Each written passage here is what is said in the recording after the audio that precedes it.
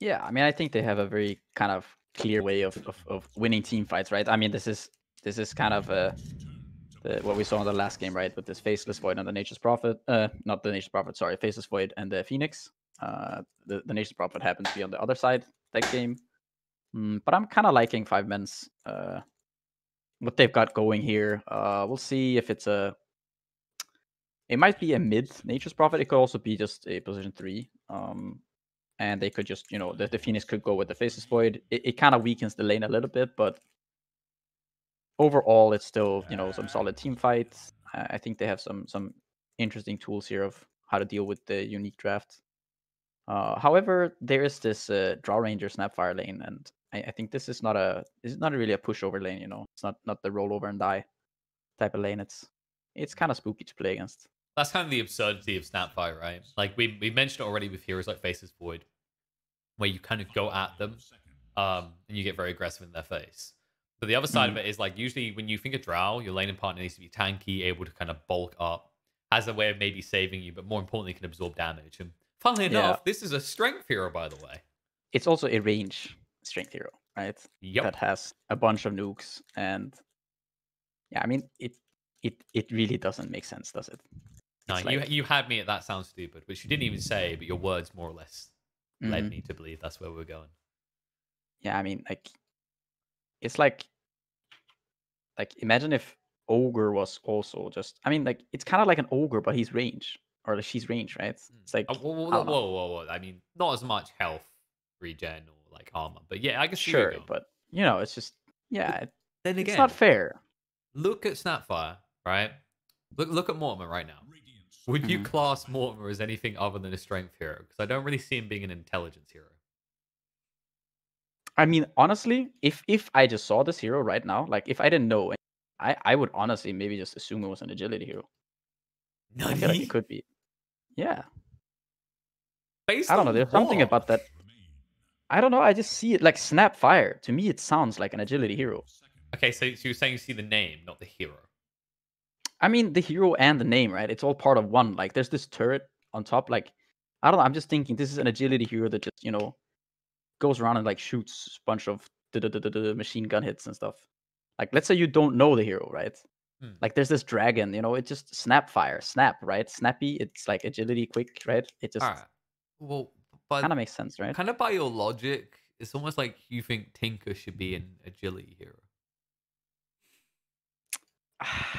I don't know. Because Tinker, though, like, you've had this mechanism argument, right? Like, yeah, you got all these machine guns or whatever, all these mechanical things popping off. yeah, but if you look, I don't know. No, I feel like if you look at Tinker, I mean, Tinker, I don't know. He looks more like just, He looks like a a nerd, machine. doesn't he? Yeah, he does. Look, like, he definitely looks like a nerd, He's more. Whereas the cool thing about Gyrocopter is he looks way too senile and brain damaged to be an in-hero, right? So you just know as an agi. Right, yes. Yeah, I mean, there's no way Gyro is an interior, I mean, I guess you could make a case for it, but I mean, he can barely like, mutter his sentences coherently, yeah, I mean, like, considering he has the Rocket Barrage, I mean, technically, he could, then he'd be having some other spells, right? Like, then he'd be the one shooting laser beams and stuff. I don't know. I mean, I'm trying to look at these heroes and feel like where our argument really falls apart. It might be Phoenix. I mean, but Phoenix is the strength hero, right? Yeah, that's what I mean. Like, does that really look like a strength hero, though? Oh, no, not really. No. Which, interesting enough, is another, like, this brings this whole conversation full circle, because that's another range strength hero. Yeah, it is, but he's not, like, he's not really tank. He's not a beefy boy, right? Sure. He definitely looks like a strength hero. This whole analysis has taken a pretty wide turn. I can already see the Twitch chat right now. It's, Hey, I'm feeding on that sustenance. Let them. What was so Clockwork? I mean,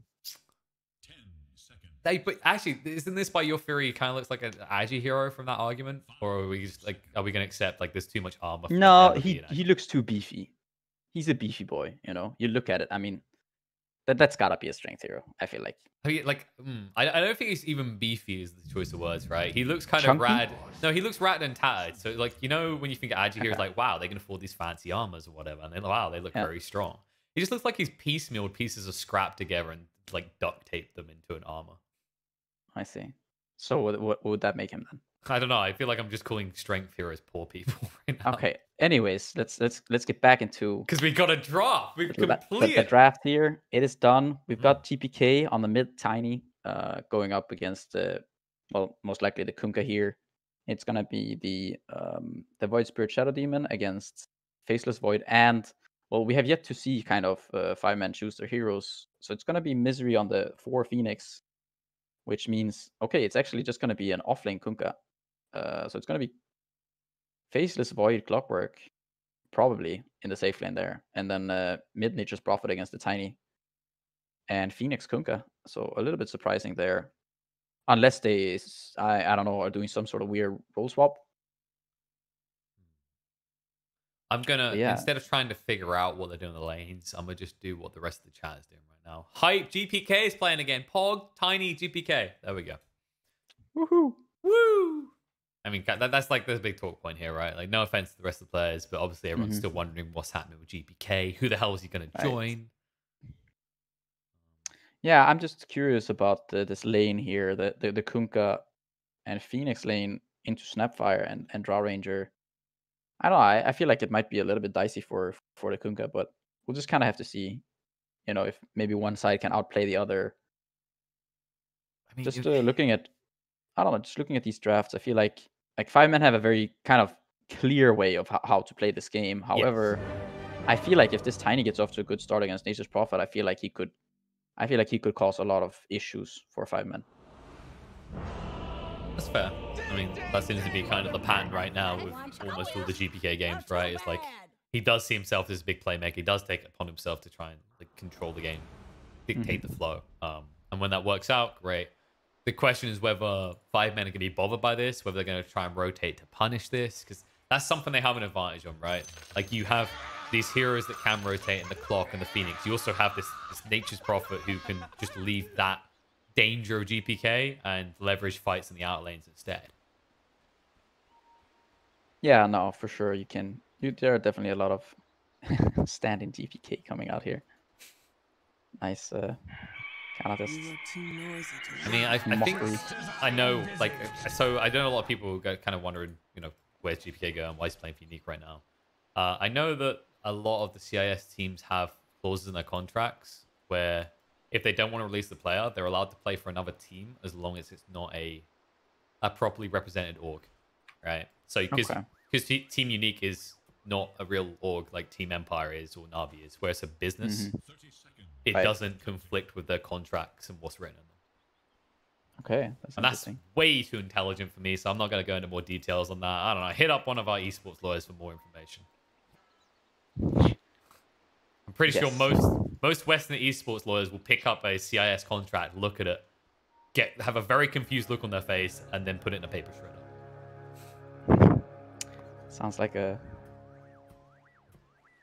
It's the Wild Don't do West. that, kids. Don't put the contracts in shredders. Well, yeah, but also read what you're signing, kids.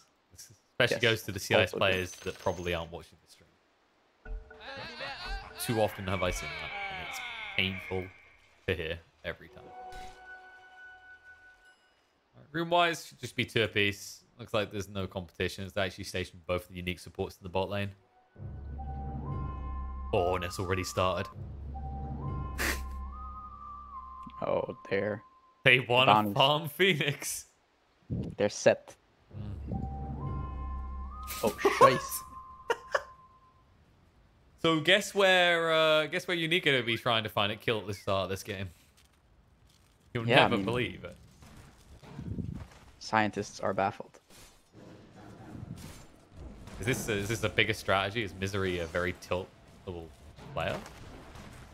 I mean, Misery has definitely been a player who is kind of who can thrive on certain scenarios and maybe have lesser performances in other scenarios, but very diplomatic. I'm not sure.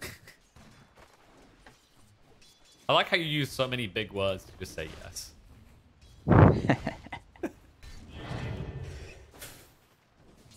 So far in this mid lane, it's relatively even. I don't think we should be seeing much in the way of kills, right? Like, it should just be GPK bursting Chessie low and then Chessie always just TPing back to heal. Yeah, and Vanskar is already taking quite a bit of damage here. He does have the salve. Gonna get that going. It's interesting that no one has picked up this the top bounty rune here on the. Well, someone's going to be a very happy chappy soon. Misery needs to be careful, though. Yeah, I mean, 19 also has to be a little bit careful. He doesn't have a salve and potentially here. Maybe if that torrent hits, but yeah. I mean, this is always the awkward part. Like, Drow, it's not the worst here in the world to CS under tower. As I say that, he misses multiple CS. But it's the extra region you get while under tower. It's kind of an interesting change that they made to the game so that when you are already kind of being pressured on the lane, you're not punished as hard. Yeah, nah, for sure. I mean, the multi-shot is gonna help this Drow a bit. And just... Does this feel like the type of lane where 5 men have to apply a lot of pressure in the early levels, and or else it becomes untenable? No, not necessarily. I think this is a lane where Unique have to keep sending a lot of regions so that they're topped off, because I think if the Phoenix gets to level 3 and the lane is kind of in this state where it is gonna end up now if Kunkka keeps it here, I think potentially, you know, we could see this dive into sort of spirits and maybe potentially a torrent or something, and you know, it could be an easy kill onto the draw ranger, I think. Well, they're doing a good job at least keeping Misery low, and of course he only has that ring of regen. Hope that he'd have a salve coming out soon, but I feel like he's maybe considering just like heading back. I mean, I guess you're doing okay with the ring of regen as well. It's just the concern is maybe if you're around 300 HP mark, you could just get burst down by the split arrows and maybe a scatter blast hit. Yeah, at the same time, it's kind of a little bit nice can be to play around this low HP as this Phoenix, because you know the fire spirits are deceivingly strong. Yeah, and you can kind of maybe bait someone in, but. Well, I guess it's also the fact that, like, if you're playing this close to your tower, right, like you're getting that additional regen. Yeah, I feel like I mean, they might potentially try something here if they want to get on top of the draw. Unfortunately, Misery, he's missing like 1 creep from getting level 3, so they probably won't do it. But I think if he's level 3 here, I think you could actually just try to go for this draw ranger here. You know, if you manage to land the torrent, but or even onto the snapfire. Yeah, you do have to be a little bit careful with Xiba at this point. You are being pressured pretty heavily. At least has a salve, so you should be able to back away, maybe reset, and then once you have that free, you can play. Yeah, bot lane is... You can see that both cores in this top lane are struggling a little bit in the net worth department.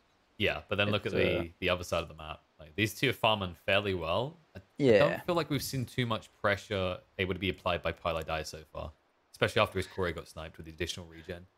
No, it's definitely not that easy. He's just gonna bring in some Glove of Haste for Ace, and maybe he'll buy some regen. But yeah, you can't really do that much as the Clockwork in this lane. I'm not entirely sure what the purpose behind that Clockwork pick was, as there was already, I think Snapfire was already in there, and I'm not sure, maybe Void Spirit too. So it's not the easiest heroes to kind of catch out as a Clockwork, but I think Clock was the third pick for 5 men. At that point, we already saw the Snapfire and Tiny in the Void Spirit, I think. Wait, it wasn't the Drow. No, it might have been the Drow. Yeah, maybe. I mean, we saw the Void Spirit at least. I know that much. So yeah, Ace might lose his Curry here, but Illusion though might lose his life for it. So definitely, and also his Curry. So yeah, finally, vengeance. Clockwork can do something if kind of the enemy, you know, steps up a bit and tanks an untimely bash to the face. Interesting part is the rune situation as well. Like, despite having the Clockwork bot in that situation, there's no sort of assistance that's able to come into GPK, so he doesn't even get his hands on probably a much needed bot rune at this point. Yeah, was it the Treant that? Yeah, the Treant deleted that rune from existence. I wonder if that's another part of like what Chessie was seeing here is like, I definitely want the Nature's Prophet because rune control isn't relying on my supports in this game, which means that GPK's kill potential is like non-existent.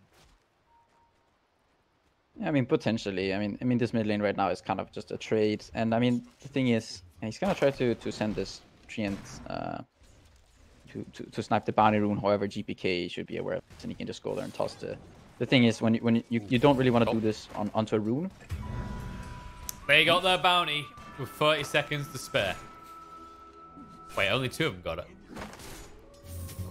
Vanscourt being X'd up so he can't go get that rune. CB will move across to actually secure that. Need more bot.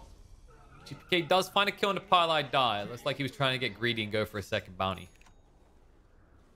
Yeah, I mean, like I was saying, this Tiny, he doesn't really want to go for the side runes because you don't know which one it's going to be. And if you're just going to waste a bunch of time on getting, you know, like moving there and then you still don't get it.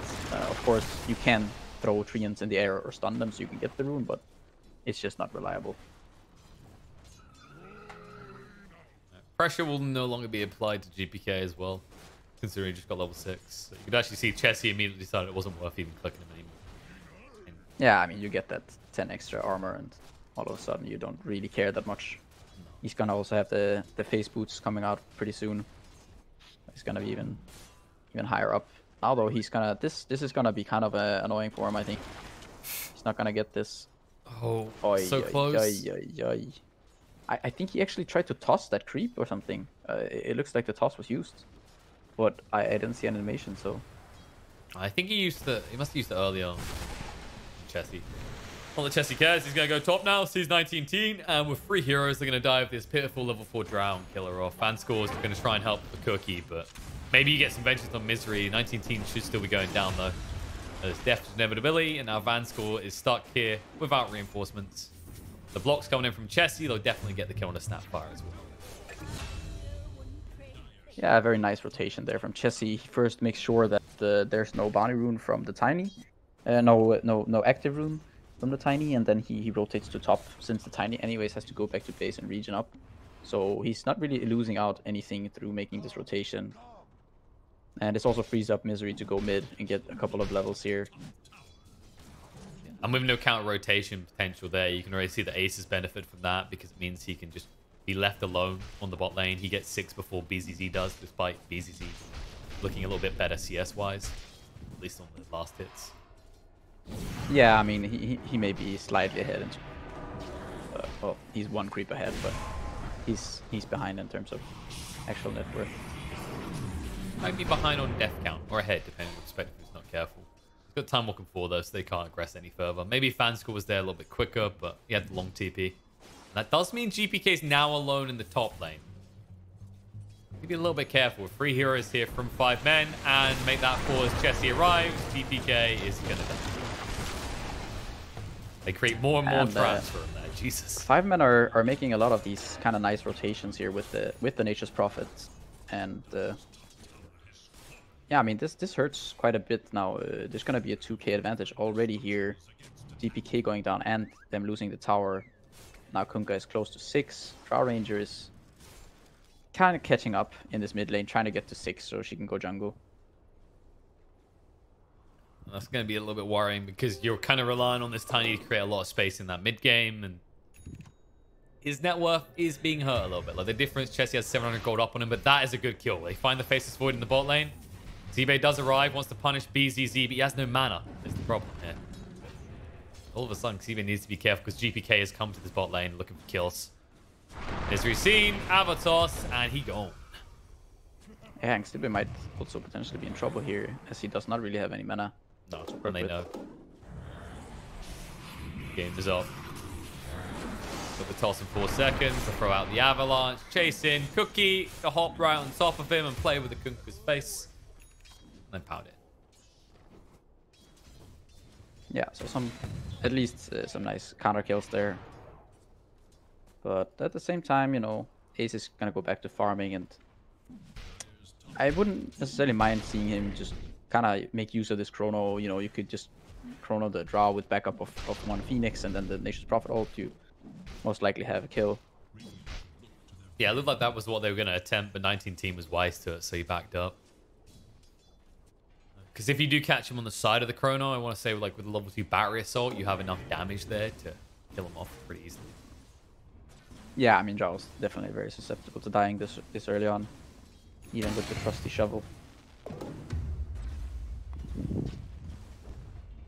Painful situation. Like when you get to this Hoodie's level 6 situation, both your supports need on the side of 5 men, and Pylai die. Might need it even more.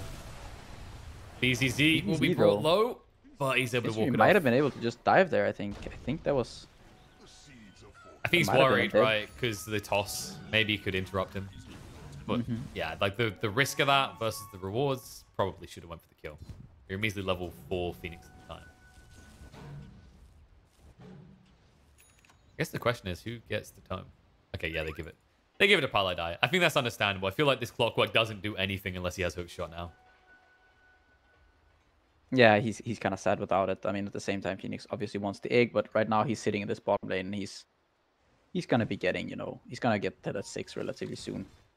Once these creeps push in. GPK though, getting kind of close to his Blink Dagger now at least. Some 700 gold off. Definitely caught up quickly. I guess the other difference, right, is like Clockwork, you can't really sit him in the dead lane, whereas Phoenix, a bit more survivability to him. Not like this though. Cookie, forcing out the dive. BZZ is going to chase forward. Astral Step through and Remnant. They'll clean up this third. Chrono, mid. On the illusion. Not the big drought kill they're looking for, and they don't even get him. He's got the disruption. All of a sudden, you have to retreat. Chessie hit out by the Purge. And the hunt is on. They will have the damage to bring down the Nature's Prophet. Meanwhile, BZZ, standby here. Decides to move away as soon as Paladai walks up, though. Yeah, and that's sort of a big kill, kind of managing to get that Prophet, even though, they use the Chronos Sphere and they try to go into the Chronos wasted, and then they kind of just turn around and get the mid Nature's Prophet, who's also the top net worth in the game. Yeah, now you're in the situation where GPK has the Blink Dagger flying out. Aggression's going to ramp up. Like, that was maybe your golden opportunity as 5 men to find an important kill that would lead to that tier 1 falling. And now, all of a sudden, GPK's got more places to play out of when he goes into this post-laning phase. Yeah, this is going to be I think it's a Blink already flying out to him now, right? Yeah. With that Regen Rune too, he's going to be topped off and going to have that Blink. Potentially, they might look to smoke here. By the looks of things, yes, they will. Kisses and a Blink on a tiny... Any target is viable at this stage. Might just try and dangle 19 teen here, like have him push in, see who responds, and then punish it. Instead, yeah, they're gonna see Pi here. Not really the target that they want, but if you can't get anything else, then okay. Toss him back, feed him over to Van Squad. I don't think that's the one they want to give the kill to. They don't want to risk it in case there's any sort of counter attack. So Ace is gonna try to play it a bit slow here. He's gonna go for Midas. And yeah, generally something you see a lot from Ace. Kind of opting often to go for these more greedy builds. Like how you cleared that up. For a moment, it sounded like you were saying Ace is slow. No. He would never spit upon any Scandinavian. After all, you guys are the masters of build. Whoop! Hook shot in. Cookie out. Nice. Good ultimate. Clockwork. Dive in from Misery, though. They're still hunting. And with the TP from Chessie, they will at least get fan score. But considering what you just committed, that was not the kill that you were looking for, kind of needed in that situation. Yeah, I mean, just there you can see kind of the how and why Snapfire is quite the nice hero to have against this Clockwork. You trap people and he just pushes them out of there.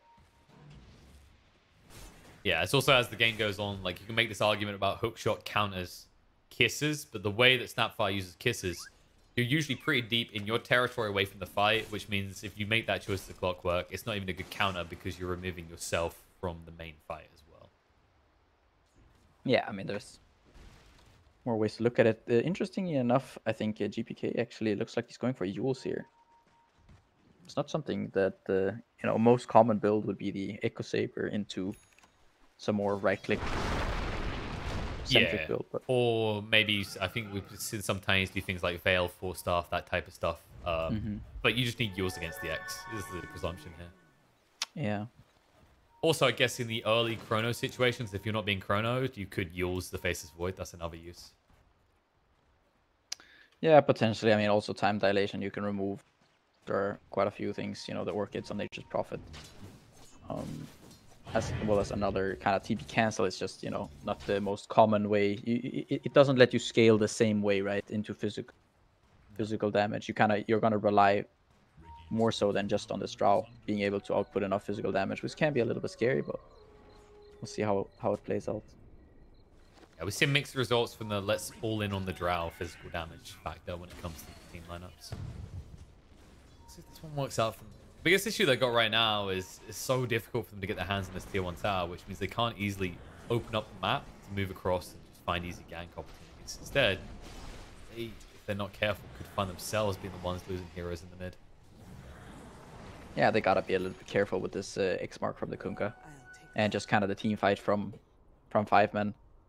Who I think they're quite happy with this game. Just not much is happening. I think it's gonna favor 5 men as they have this Midas on Faceless Void, and you know the Nature's Prophet's gonna scale well. Phoenix in this game I think will scale quite well. Sure, there's the Snapfire to kind of break the egg and potentially draw, but you still have so many heroes to disrupt the heroes hitting the egg. It's also the way drow fights, right? Like unless you're egging directly for the drow kill, drows tend to be further back from the primary fight. So usually you put the egg on the opposite side of that fight, which means drow shouldn't really be there, right? So yeah, like, unless you can manage to kind of find the drow and get on top of her and then exactly. Then she's dead face. anyway. Yeah.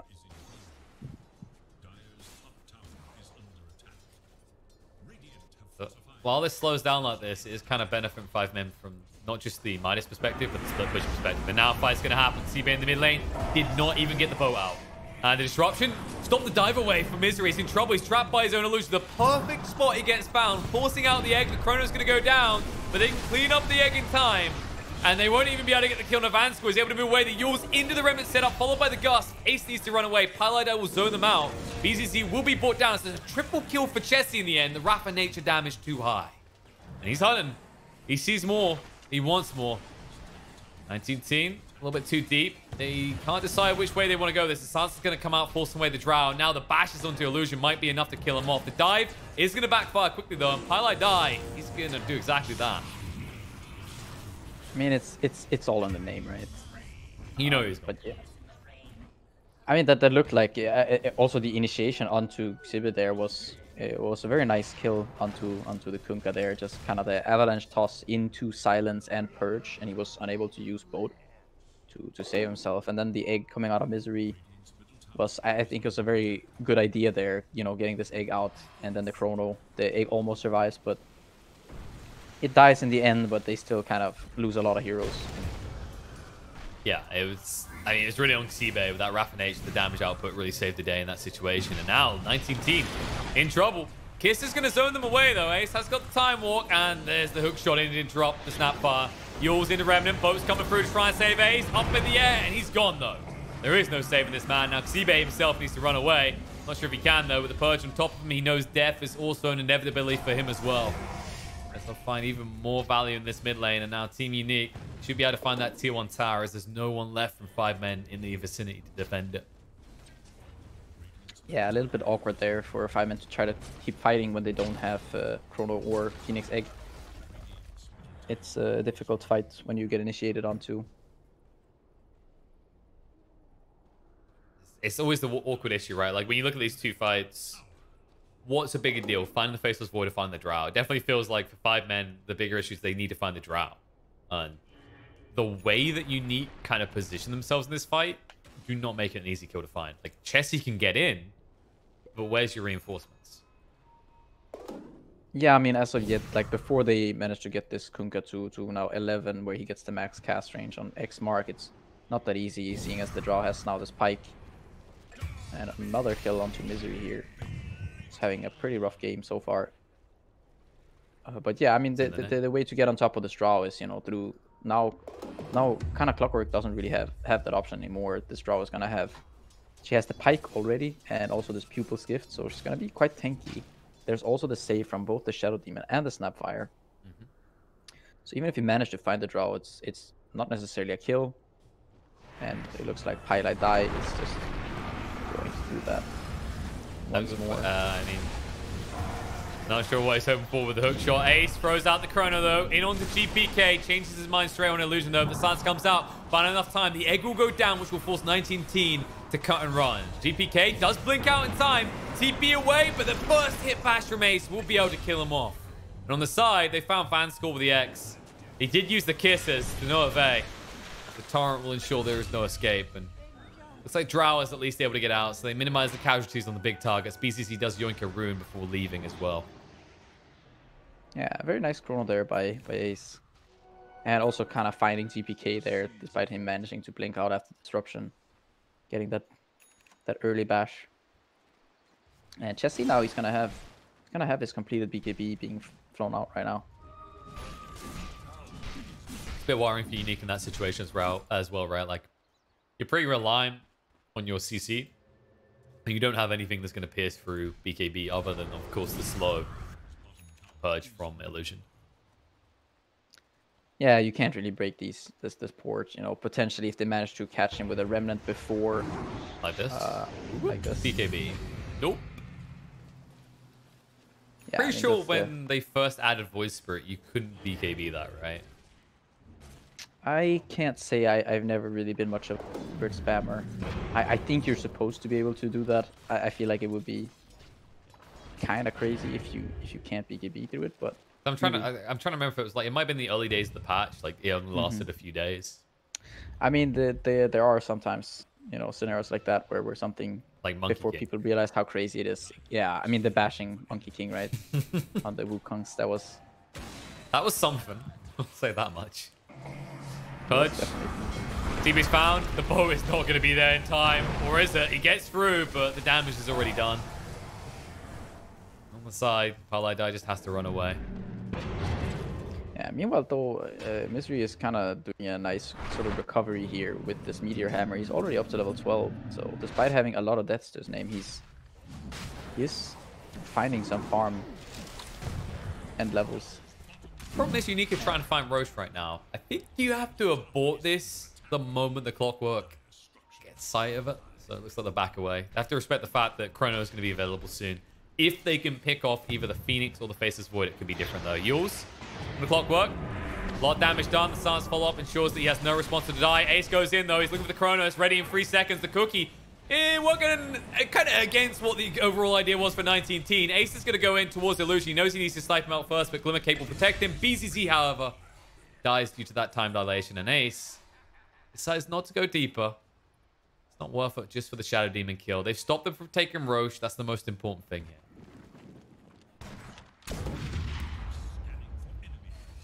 Another smoke.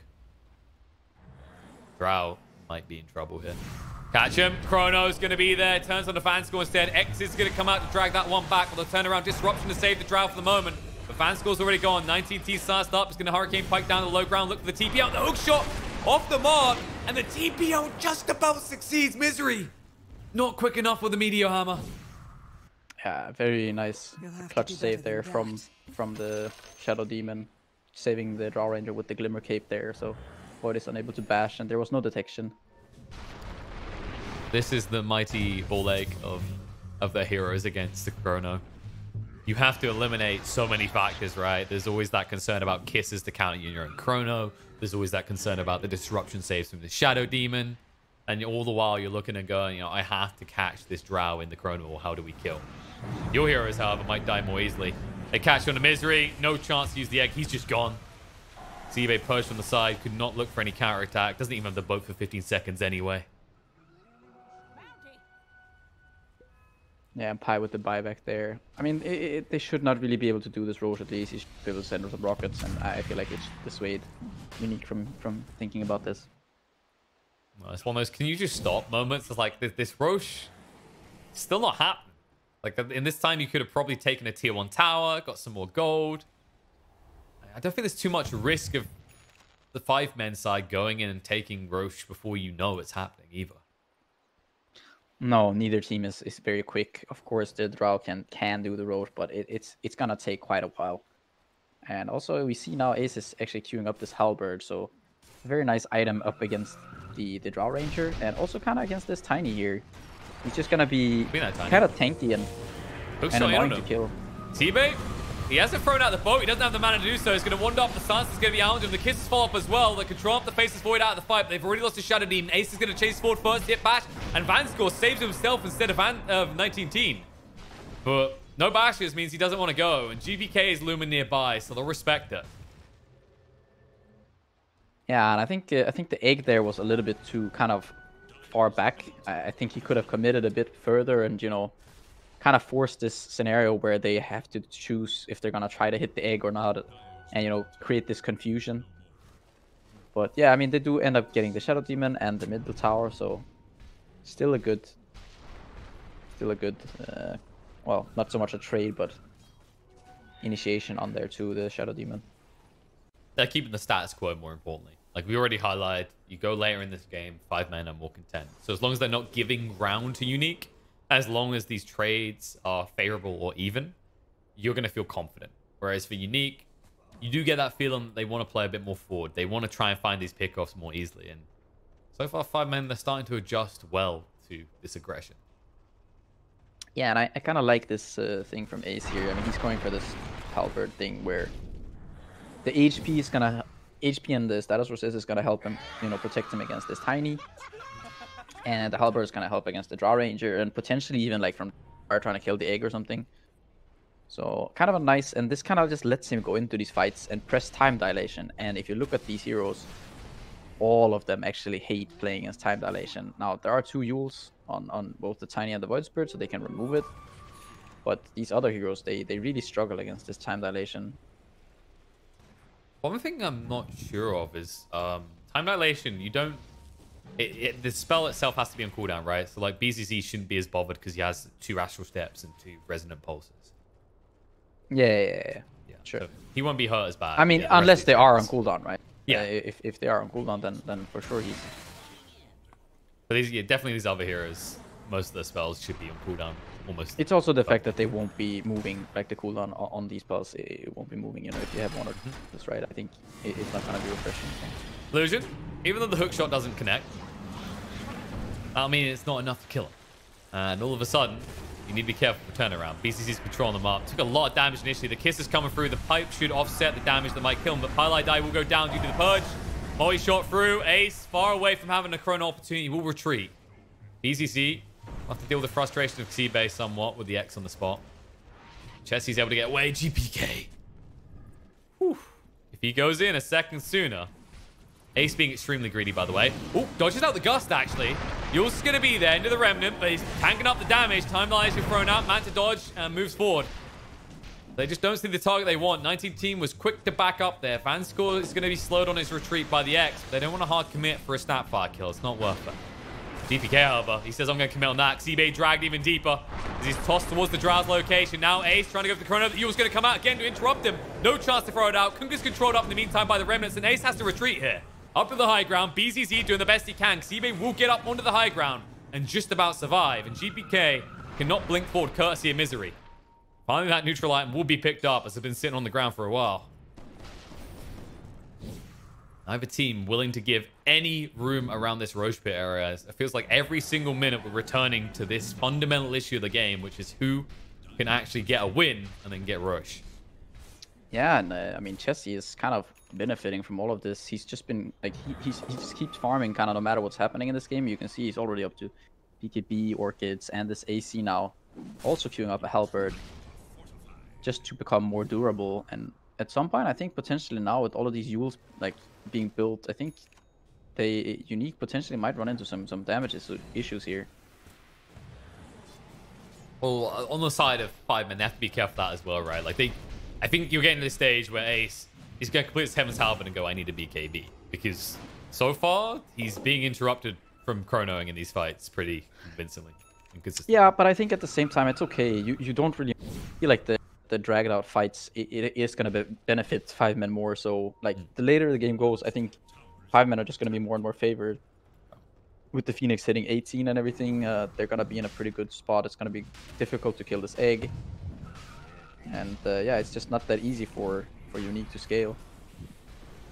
No. Now there is an E-Blade at least on Tiny, so he does have quite a bit of burst.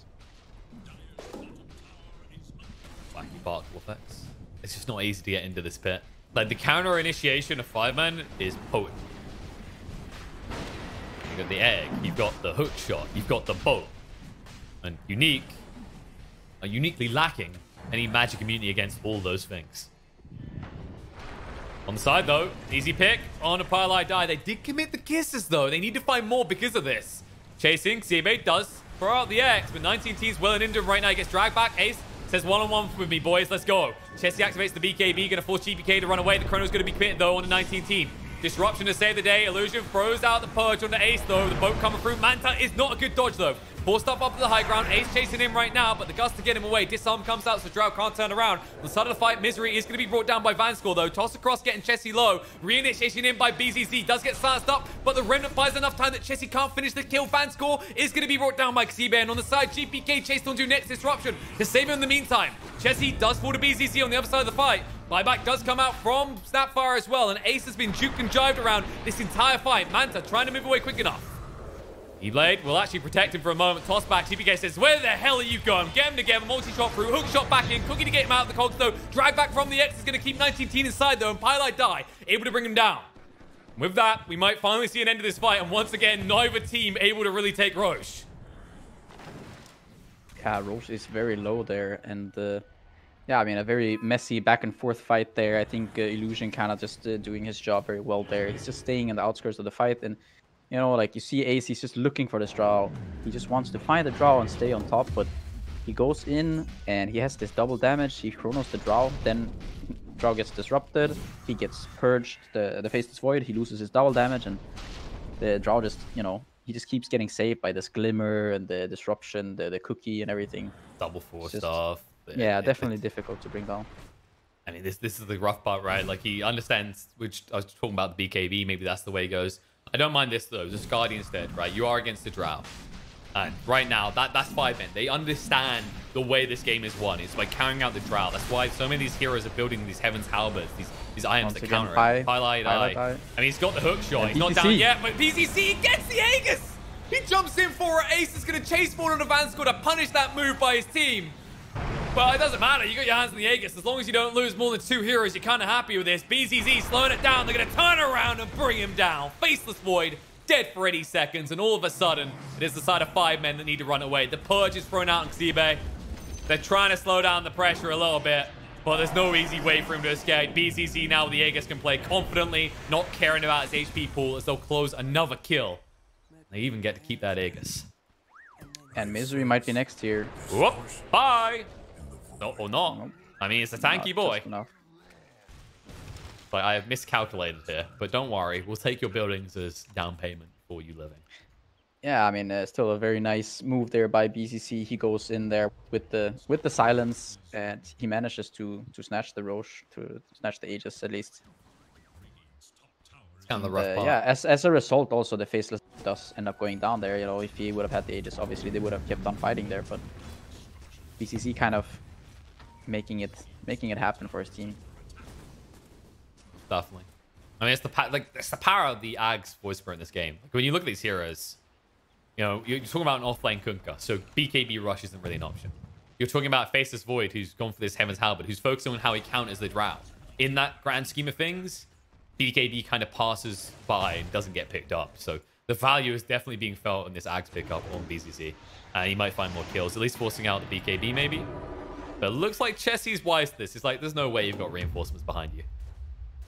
Yeah, and he also knows that, you know, even if they were kind of close, he can always just BKB and TP out when he wants to. It's not like the Drow has that amount of physical damage just yet, you know, considering that he has this Assault Cuirass, so he should be okay. The Drow is trying to tank up a little bit more through effective HP, going for the Butterfly, understanding that this isn't really a game in which, you know, maybe anyone but Chessie can go for an MKB. Kind of obvious at this point that Ace is just looking to kind of bulk up in these fights to be their true front line. Yeah, I mean, at some point Ace might look to get an MKB as well if he sees this Butterfly coming out, but it's gonna obviously take a while before he can get there. Trying to get rid of that Aegis variable. It's not easy though. Hook shot on the mark by Pajkatt. It's going to push him back. They need a lot of bashes. They got the X. He's got the Dissimulate. He'll dodge out. And now the backstab, the wraparound coming in. The kisses as well to interrupt the fight. forcing out the egg in an unfavorable location, and GPK will run away with a haste rune. Ace chasing forward, looking for the opportunity, but he has no chance. You not get that chrono out, and now you have no egg to play with. You need to back up.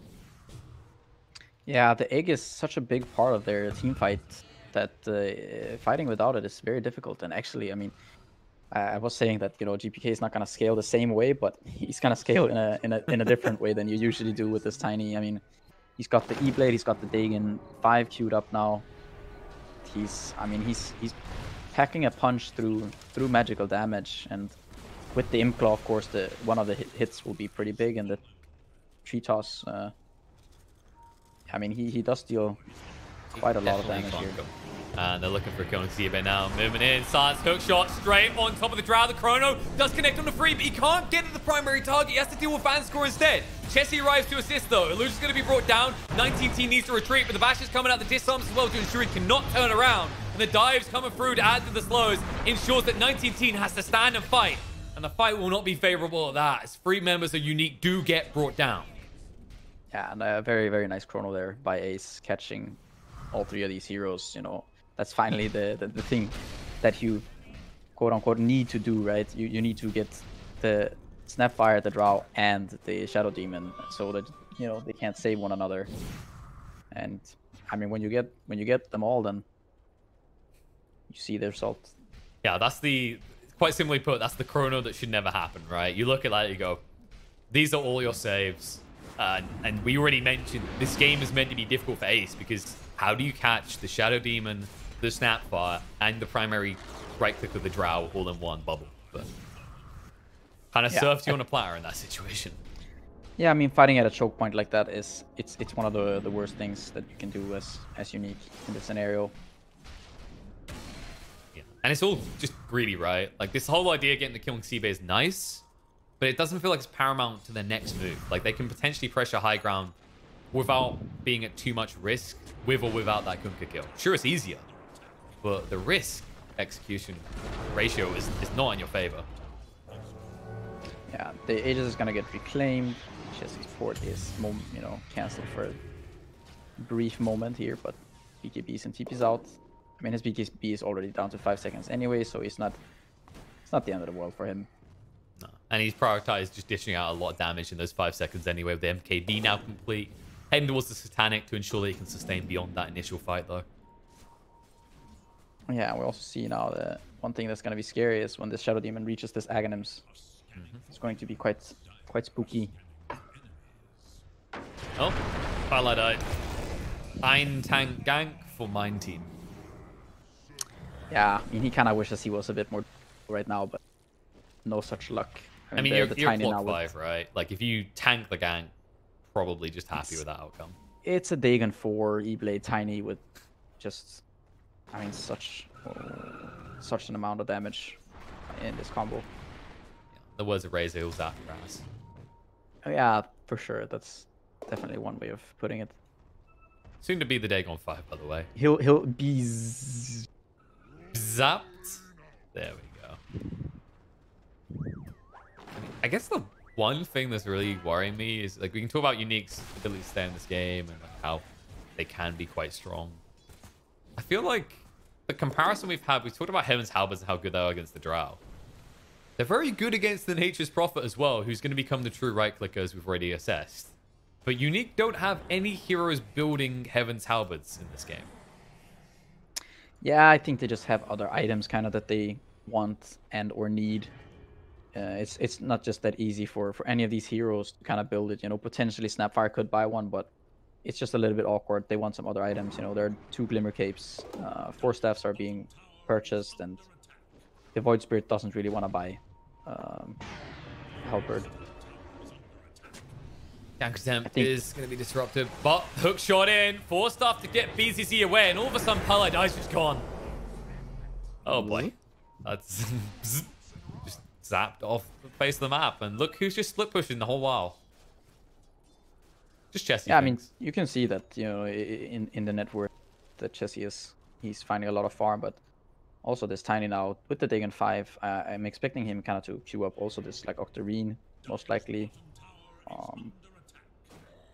It would not be surprising, at least. It's something we've seen Tinies do in the past when they go for this, like the -7-second cooldown on the Avalanche.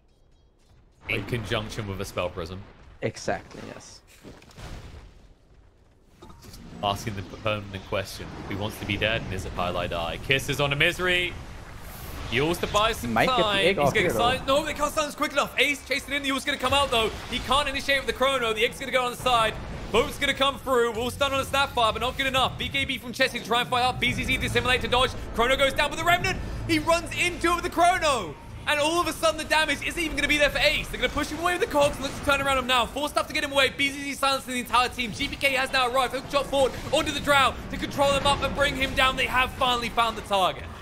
They're not done. GPK is next on the menu if they can find him. He's got blink in a few seconds, but the burns are just stopping him. Movement forward. Ace sees the opportunity. He doesn't really care too much about the damage, but the disarm is what's screwing him. Time walk forward into the X on the GPK, ensuring he can't get away as the Torrent locks him on the spot. Starts from BZZ to try and save the day, but I don't know if it's going to be good enough because there's no chance for GPK to get away. Illusion will die on the side of Chessie. They'll run through the Tiny as well, and BZZ may have just signed his own death warrant trying to save the day.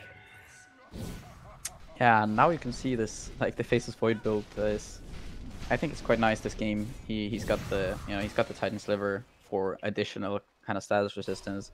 He's got the Skadi Manta Halberd. He's just very, very tanky, and he keeps just jumping after the Straw Ranger. He even did go for the -1.75 second time walk cooldown, so that he can just continuously, and he also went for the backtrack and the cast range. So he's just like fully committed to staying on top of the Straw Ranger, and when that's happening, you can see that they are having some serious damage issues. There's this pipe and boat from the Kunkka, and with the Faceless Void kind of just continuously jumping after this Drow, he's not really allowed to deal any damage in these fights, and so they're just reliant on this magic damage, but it's not really enough. Like, if you look at the HP pools of these heroes, and also the fact that there's this pipe mitigating so much of the damage, I mean, they've killed Pi a bunch of times, but pretty much, yeah. Said already, basically with his name, it's just really for nothing in the grand scheme. I like the way that you bring that up, the way they play this draft, right? You look at the way that Ace functions. Earlier on, we went, oh man, if you find that perfect chrono onto both the supports and the Drow, great. It doesn't matter now. His team as a whole have itemized in a way that all he has to do is chrono the Drow, even if they disruption save. It's the fact that in those first few seconds of the fight, those crucial seconds, Chessie is unleashed and Drow is just standing there, frozen in time, looking awkwardly around with her eyes. Yeah, Paladin sort of initiating there onto the SD for a little bit, but it's a level 3 realizing that it's... Whoop. T-bait. Don't think that's the entrance you want. They can toss him back though. Bring him in, kisses to get away, but he's trying to escape. Kunkka going to be brought low, cannot throw out the boat. Boy, can he? The flicker saves his life. X being thrown out on himself as well. Dagon to zap him down. Buyback's going to come out, but the Drow is already dead, and the egg is not going to join her. They get it off. Now they can hunt forward looking for more. BZZ cuts and runs to the south. And they're not going to look for him. They want the easier one. The Chrono's going to go out. GPK down to half HP. The Sants fall off as well. No easy escape as the yours was already used. And the meantime, Illusion is going to be brought down. They'll turn around, look on the GPK. And what might have been Roche is now going to be base. Yeah, and I really like kind of what he's doing here. He's just running into the faces of all of these heroes. I mean, he even went for now the Havoc Hammer just for maximum tankability and just annoying damage. I mean, no way. This is kind of the thing that we've seen a whole bunch of times. Like this one position Draw Ranger as your Soul 4.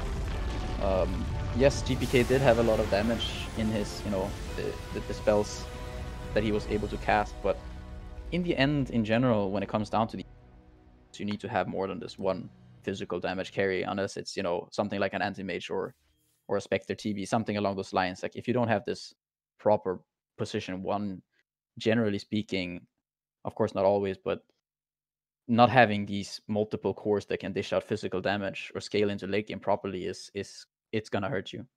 Yeah, and I think what we saw here is kind of like what you're talking about with the Drow, is this aspect of this type of hero forces you to rush the game, right? Because when we talked about itemization on both sides, there's an easy way that 5 men can itemize to counter that hero. Whereas when we bring up the comparative of how, you could always itemize similarly to shut down Chessie, at the same time, you're worried about survivability. You're worried about keeping your Drow alive because you don't have this 2-core combo in that late game of the Faceless Void and the Nature's Prophet. You've got this, this big bad Drow Ranger followed by a Tiny who's gone for this magical damage build. He's gonna curb off at some point, and that's what we saw as the game went on. Yeah, it's like they're both kind of itemizing for survivability. It's just that when they both itemize for survivability, it's just going to benefit 5 men because they have more, they have more scalability basically. The Phoenix is going to scale better than these two supports. Maybe the SD with an axe can scale somewhat well, but it's just the Phoenix is going to scale quite well. Even the Clockwork, you can pierce BKB with your hook. The Chronosphere, obviously a very strong spell in the late game, and just Chessie on the Nature's Prophet was able to just farm up a whole bunch and kind of be the big right clicker in this game. Yeah, they're also designed to scale better in terms of longer fights, right? Like we're talking about this Phoenix, we're talking about Time Walks with Ace, the low cooldowns, the boat from Kunkka, compared to what's sustained from Team Unique. You buy time with the Shadow Demon, but it feels like when you compare the health pools, right? You can see how 5 men can refill theirs halfway through a fight, whereas Team Unique's, it's a finite resource that you're going to run out of eventually. Yeah, no, exactly. And it's pretty much what happened here in the end. Just Drow, position 1, solo core, maybe not. Maybe not. So we'll have to see if Team Unique have a different idea in mind. This is a team that like to pick things like the Drow, like the Luna, maybe fall into those same traps that we see here. Hopefully they've got something new, something different to counteract what 5 men are cooking. As we hit a short break, we'll return for what might end up being the final game of the day, or maybe the beginning of a comeback for Team Unique.